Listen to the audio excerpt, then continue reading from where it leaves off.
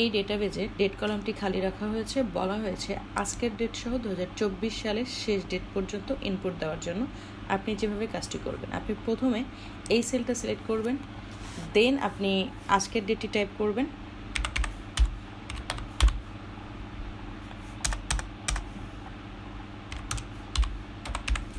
Enter press করে দেবেন।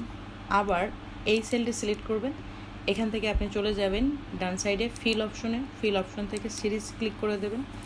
এই যে ডায়লগ বক্সটা আসছে এখান থেকে আপনি কলাম সিলেক্ট করে দেবেন, তারপরে ডেট সিলেক্ট আছে কিনা এটি চেক করে নেবেন। এইখানে এসে আপনি 2024 সালের শেষ ডেটটি টাইপ করুন, 31/12/24, এন্টার প্রেস করে দেন।